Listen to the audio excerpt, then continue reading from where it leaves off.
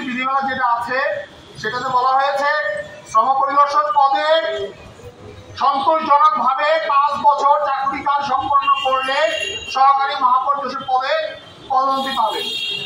আমরা প্রত্যেকে 19 সালেই এই যোগ্যতা অর্জন করি, কিন্তু আজকে 24 সাল এই দপ্তরে পরিদর্শক পদে নিয়োগপ্রাপ্ত হই।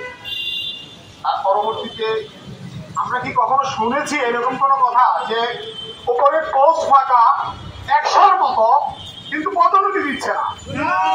এরকম কোন নজির কি বাংলাদেশে অন্য কোনো ডিপার্টমেন্টে আছে? নাই। অথচ আমাদের এই দপ্তরে সেটা বিদ্যমান। প্রশাসন ক্যাডার থেকে আমাদের দপ্তরে মহাপরিদর্শক, অতিরিক্ত মহাপরিদর্শক আসে যায়। আমরা যেখানে ছিলাম সেখানেই আছি। আমরা আদৌ আমাদের অবস্থান কখনো পরিবর্তন হবে কিনা, আমরা আমাদের ন্যায্য পদোন্নতি পাবো কিনা এ বিষয়ে আমরা সন্দিহান।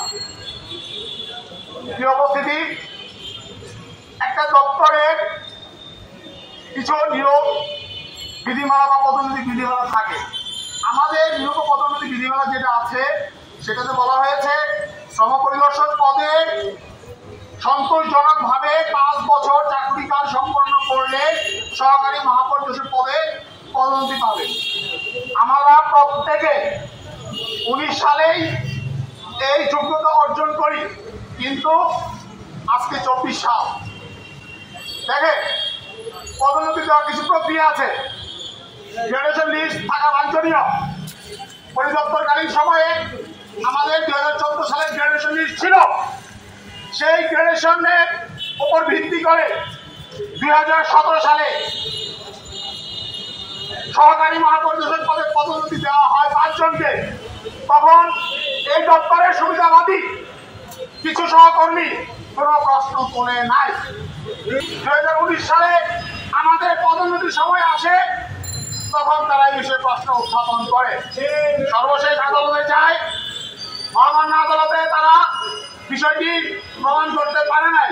এক পর্যায়ে চোরের মতো করে মামলা প্রত্যাহার করে নিয়ে আসে।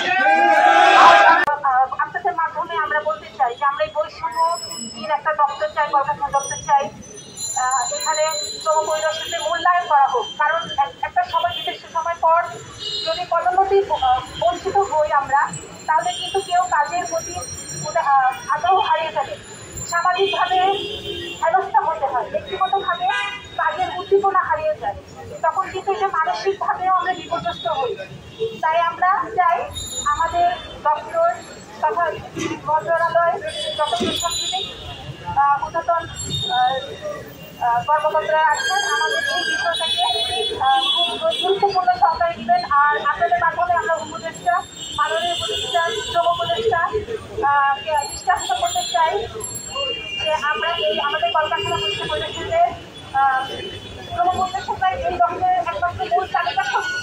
এই কথাটা শুধু মাথায় রেখে সকল শ্রমিকের কল্যাণের কথা মাথায় রেখে সকল শ্রমিকের দাবি আদায়ের সুন্দরভাবে যাতে আমরা গুছিয়ে কাজ করতে পারি, এই জিনিসটা মাথায় রেখে আমাদের সকল ভাই আমাদের পদোন্নতির ব্যবস্থা করা হয়।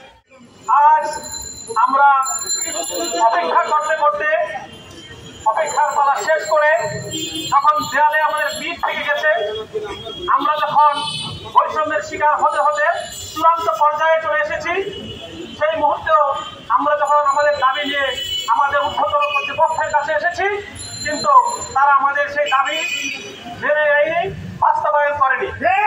আমরা 2004 সাল থেকে এ পর্যন্ত পরিদর্শক হিসাবে আজকে প্রায় 20 বছর যাবত চাকরি করে আসছি। আমাদের পদ শূন্য থাকা সত্ত্বেও 2014 সাল থেকে এ পর্যন্ত পদ শূন্য থাকা সত্ত্বেও সেই শূন্য পদগুলোতে আমাদেরকে পদোন্নতি না দিয়ে বারবার হয়রানি, আমাদেরকে বৈষম্যের শিকারে পরিণত করেছে। আমাদেরকে দিনের পর দিন অপদস্থ করা হচ্ছে। আমরা সামাজিকভাবে, পারিবারিকভাবে এবং অফিসিয়াল ভাবে, ব্যক্তিগতভাবে আমরা অপমানিত, অপদস্থ এবং বৈষম্যের শিকার। আমরা আমাদের কর্তৃপক্ষের কাছে কর্তৃপক্ষের মনোযোগ আকর্ষণ করছি যে আমাদের এই পদোন্নতি, আমাদের ন্যায্য দাবি, আমাদের যৌক্তিক দাবি যেটা আজও পর্যন্ত বাস্তবায়ন করা হচ্ছে না। 2019 সাল